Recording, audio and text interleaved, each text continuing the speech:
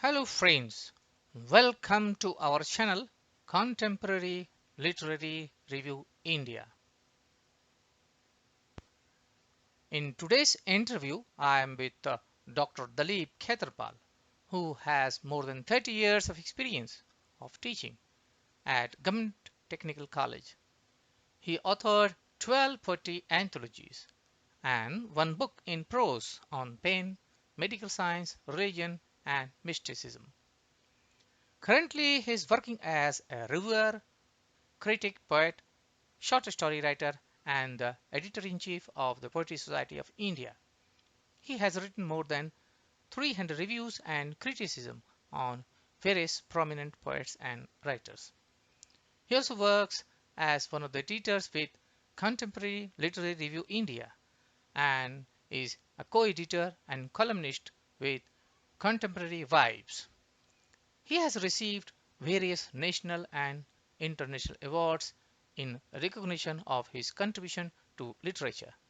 He started a new genre in poetry writing by synthesizing various arts, sciences, including medical science and psychiatry.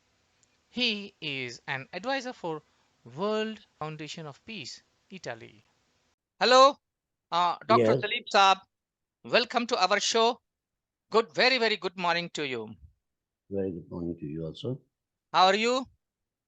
I'm fine, Great. living, throbbing, pulsating, breathing by your blessings. Okay, great. Nice to hear good words. Okay. Today we will be discussing a few points, particularly because you have been into writing for quite long time, right? Yeah. So, and at the same time, in recognition of those kinds of writings, you have been awarded and received appreciations and all those things. We will be talking about what is poetry or how poems impact people. So, can you tell me what does poetry mean to you? Poetry means a lot to me because poetry is one of the earliest aesthetic creations of the human mind. Poetry is surely an enhanced and emotionally charged form of ordinary speech. It is only a heightened form of ordinary speech and nothing else. Of course, something more also, though imagination is the main source wherefrom poetry springs. Governed by imagination, poetry is infused with intense feelings, emotions, and ideas that are expressed spontaneously in a distinctive style, often characterized by symbols, images, metaphors, similes, rhyme, meter, and other literary devices. However, doing away with rhyme and meter, blank verse or free verse has become the choice of many today because it makes an immediate appeal, a choice today. Poetry assumes great meaning because it makes an appeal, immediate appeal to the emotions or soul of the readers or audience. It also assumes wider meaning in the sense that it is both pleasure giving and psychologically and morally elevating. It is meaningful, uh, it has a meaningful role because it delights and instructs and also transports a person. That is, it has a capacity to move the reader to ecstasy, to transport him to the other better or higher world, ideal world, which he assumes, imagines, or thinks or idealizes. Hmm. So this is the big role of poetry in this world today, but very few people recognize this role. Okay. Yes. Did it ever happen to you that a poem was just your dream, like you are sleeping or you are just relaxing, and you just get dream of some poem or something like that, as we generally hear about some big poets and writers. Okay, so have you ever uh, felt such kind of thing? Yes, an idea occurs all of a sudden. It could be any moment. And later, after the occurrence of the idea, I feel a gush of emotion that demands urgent vent outlet, leading finally to creation. So idea may occur in a dream. It would be while taking a bath. It could be in any situation. At times I feel that whatever is created is something beyond my expectations and my capacity to create also. Because sometimes, you don't realize your potentials. We have potentials, but we don't realize our potentials. But after creating something unique, we feel that really we have, great potentials for doing bigger things. So all this makes me feel that creation and its entire process is just a dream in a way, because it comes and goes, comes and goes, comes and goes. But then, unless you arrest that idea which occurs to you and put it in ink, on paper, I mean, you're likely to forget it. So you should have a pen and paper before you all the time, because even while working, while taking a snap, any idea can occur to you, any unique idea. So it's very important, to pen down all the ideas that occur to you spontaneously. So it is a dream, but it can turn into reality also. Okay, okay. Yes, in fact, just I'm recalling some lines from Wordsworth or something like that. So this is like recollection of memories, right?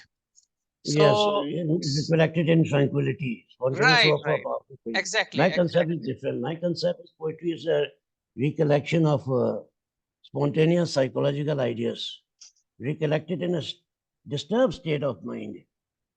There should be friction to produce something. Friction, tension. If there is tension, then something is produced.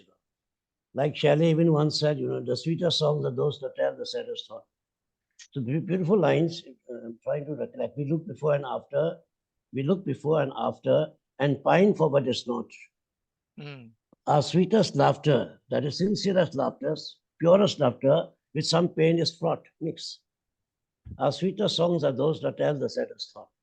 Unless there is sadness, there can be no intensity. Even in Shakespearean plays, only tragic plays have intensity. Comedy plays have no intensity.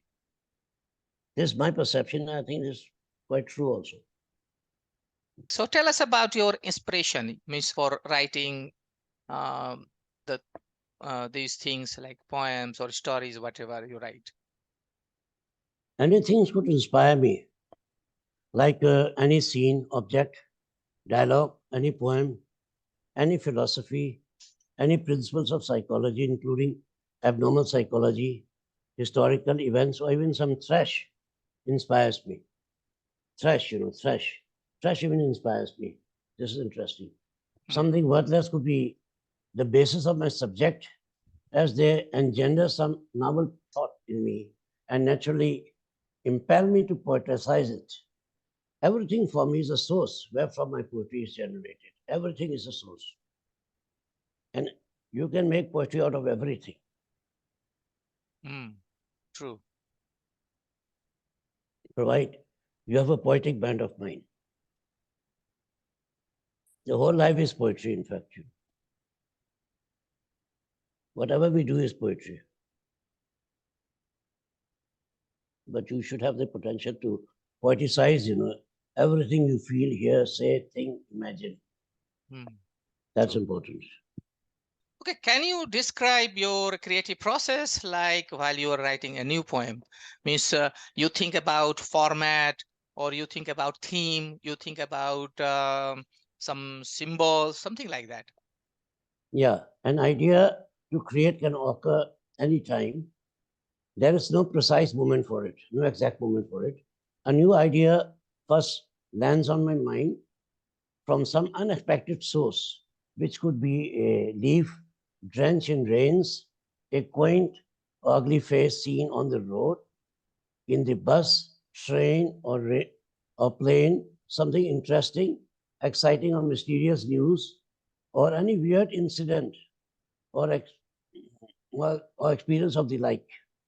This idea then, after occupying its space in my mind, begins to grow silently, imperceptibly, till it develops into such a mass, big mass, that it begins to exert pressure, clamoring and struggling to be let out, and finally spills out abruptly over a white, clean sheet.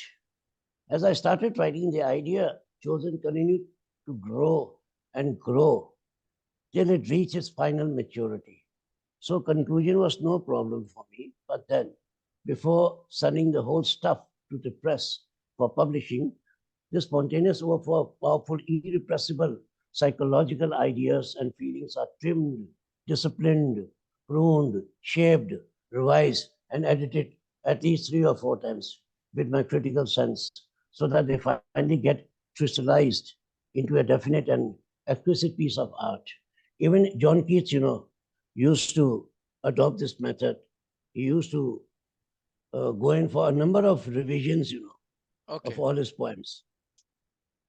Every great writer does. Anyway, so this very creative process is felt by me whenever I sit to write a new poem.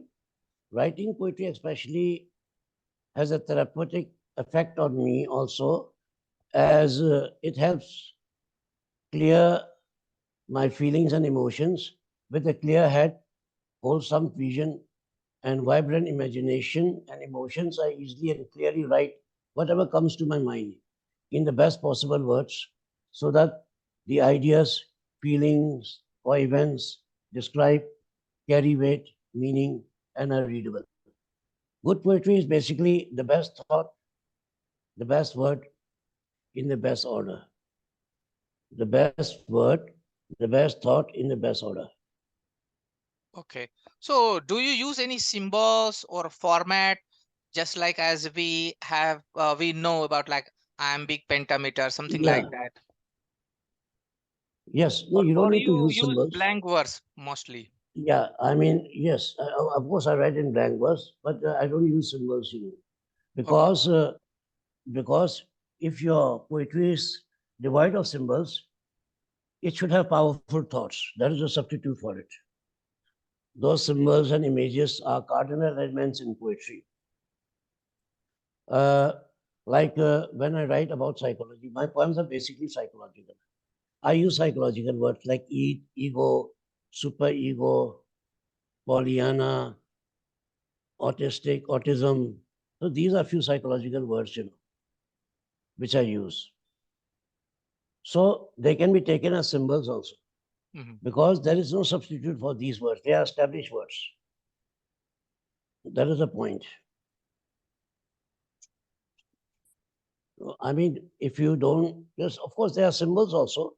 Some poems symbolize, I mean, certain ideas, certain objects also. I Mm. use symbols. Images, of course, make your poem vivid. I mean, brings a clear picture to the mind of the readers. I do that also sometimes. But because my poems are psychological, only psychological terms I use in my poetry. Okay. Well, if you write poems, then do you have any habit like you read to someone, um, as a reader or something like that for Yeah, comments I or mean, yes, feedback? to my ex-professors who used to teach me while I was a student, and few, of course, literatures or few poets which are in my contact, in my circle, Okay. and I invite their comments also, Okay. Okay. and they also write reviews on my anthologies also, Mm. poetry anthologies also, Okay. Okay. because I have to have some opinion of the Mm. poets also, True. because you cannot judge yourself. If you Mm. judge yourself, it's going to be subjective. You Right. have to seek the opinion of others.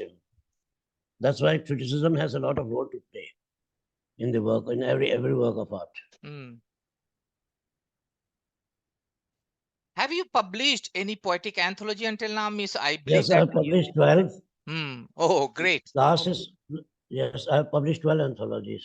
Oh. Last 13 is in prose, which is on religion, science, medicine, mysticism, pain, and religion. Okay. It's a very vast topic, and it covers so many areas of life. I worked for 2.5 years, to complete this book. It was inaugurated in Vancouver, Hmm.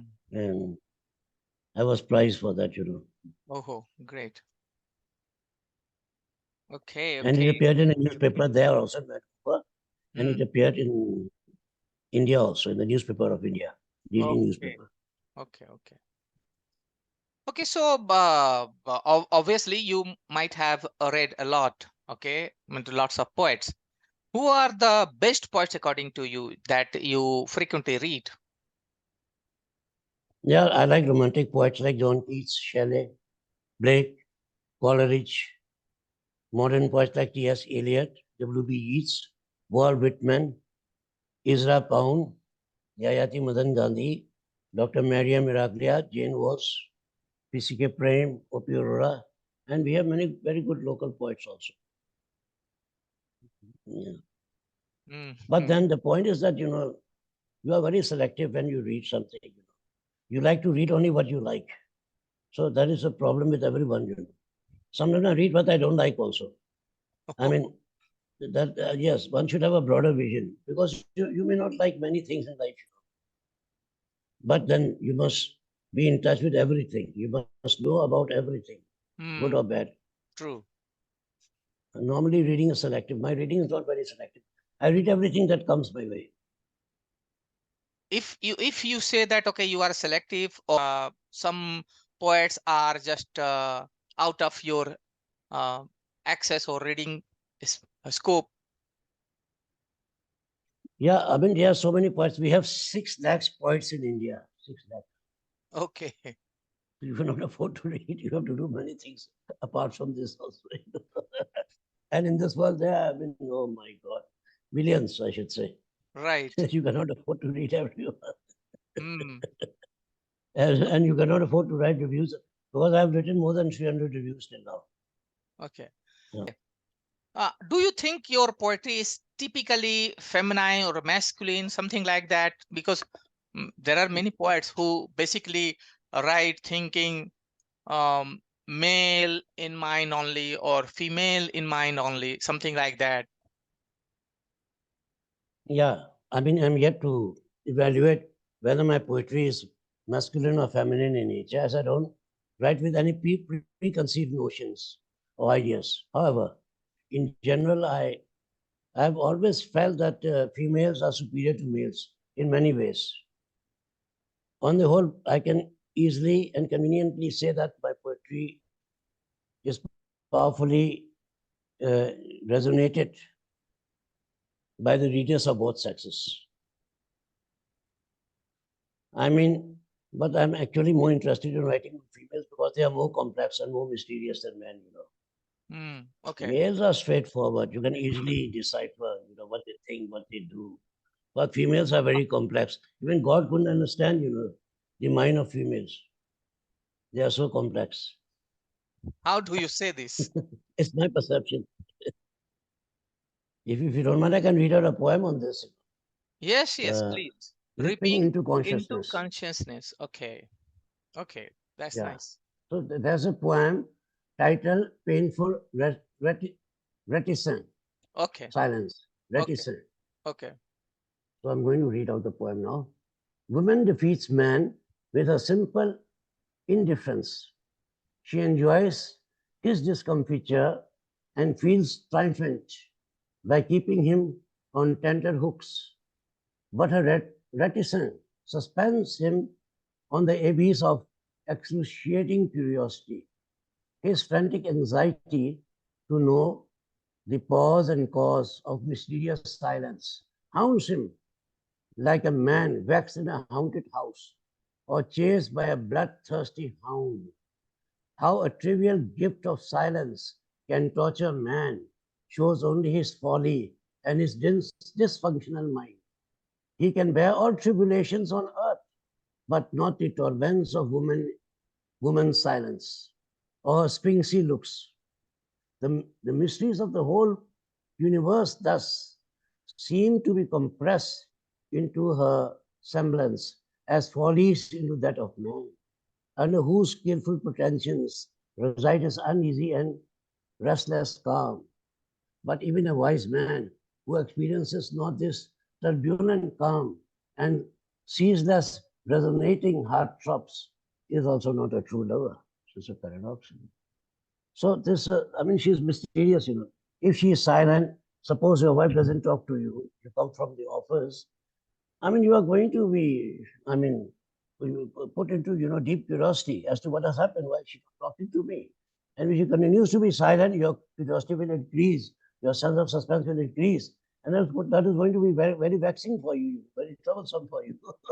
So just by not speaking to you, she has unnecessarily created mental tension. Okay. Okay. Silence is so powerful. Powers of women's silence, can make a man mad also. Okay. You have the view like understanding poetry begins with visualizing the central images in the poem. Okay. What is that? What do you mean Visualizing, by what that? did you say? Yes, of course. There is some central image, of course. I mean, and that image gets expanded towards all directions with many new thoughts, with many new ideas. Mm. But then I have to systematize those loose ends, make them compact, organize them, Mm. and poeticize them. Of course, the poetry of the language of poetry is different. We use softer words, words which can create music also. So, of course, that is there. You are right. Okay. So, do you think imagery is important in poetry? No, it's not important. If it really occurs to you, of course, then you can use some image. That is true. I mean, with the image, a reader gets to see the picture in his mind. Some poems are, that's a type of genre you use. Some poems are pictorial in nature, some are not. But then thought should be powerful, ideas should be powerful. It should convey a lot of meaning, a lot of sense. It should have a lot of substance, in the other way. Mm. Right. Metaphors, of course, enriches your poem. Metaphors, similes, they enrich your poem. Mm. But then if they occur spontaneously, it's fine. Otherwise, you don't need to use them also. I don't give importance to that. Mm.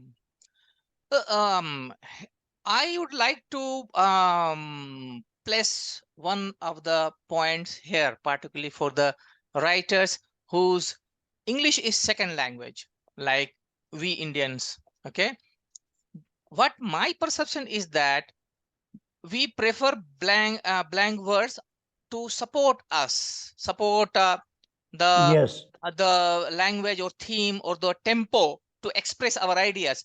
Particularly because if those people whose English is the first language, they can easily rhyme or create rhyming scheme. Okay, but for those English is second language, it is difficult. If even they um, use rhyming scheme very focusedly, no, it becomes you're like right. a very dramatic language, right? Not natural I language. agree with you. I agree with you.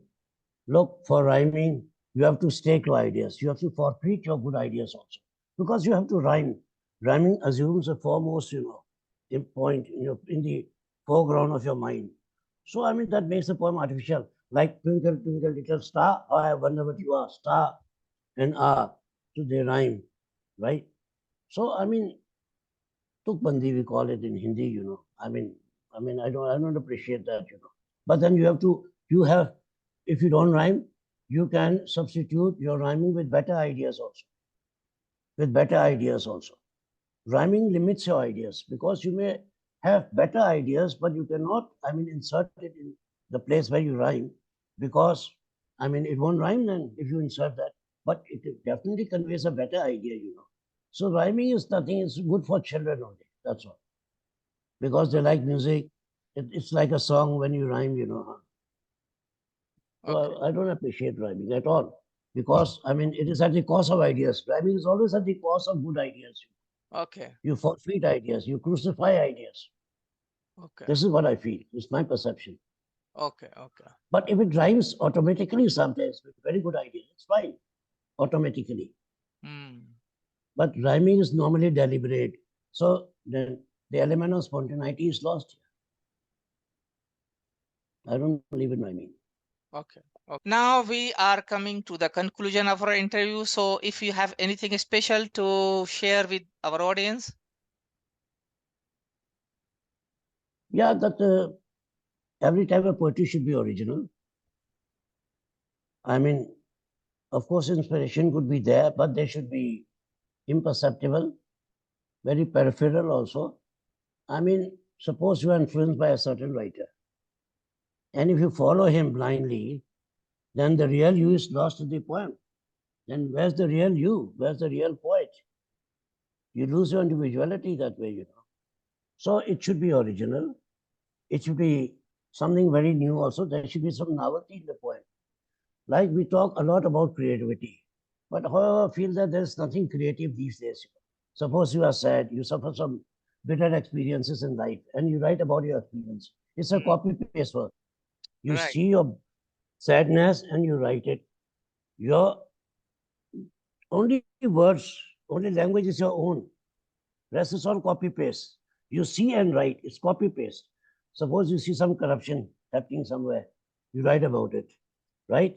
It's again a copy paste. You see and you write, you see and you write. So you have language, except language, there is nothing that you are contributing. The point is, what have you to say? Something new which no one has said. That is creativity, which very few people have this, you know. Mm. I'm sorry, these days there's no creativity. You must be a genius, but we have very few geniuses in this world. Mm. True. Like I wrote the book on placebo, which I had discussed on science and medicine. I had written many things which no one has spoken in this world till date. You know, Muharram, Muslims celebrate in memory of, you know that, hmm? Mm. Imam Hussain, Mm. right? Mm. They whip themselves, and their whip are, you know, tied with blades and small knives also, so that they bleed more profusely. They are able to feel the pain of Imam Hussain. But then that is all in religion, in Islam. What I added was, what I said was, there are various benefits of this, what you call ritual also. Mm. Benefits. I proved it. Because during this process of euphoria, extreme joy, ecstasy, a Mm. lot of dopamine and serotonin generated. It's a very healthy hormone which heals your wounds immediately. Because a man fainted in Bareilly, in UP Bareilly, you must have heard of it. He's my friend's cousin actually, and he was taken to a hospital. He fainted. He bled so profusely that he fainted on the road, and he was taken to the hospital. It took around 20 minutes to reach the hospital, and the doctor found that his wounds have been healed up. How it's practically so, but because it's a miracle, no, doctor was a fool to have this opinion. There was no miracle because of internal, you know, secretions, hormonal secretions, positive secretions, the inner chemistry that works so positively at that moment. Okay. Okay. That you know, yes, there can be no wounds. Mm. If any wound is caused, it will be healed up within 5 minutes. So that is something new which even Muslims do not know. I'm sorry.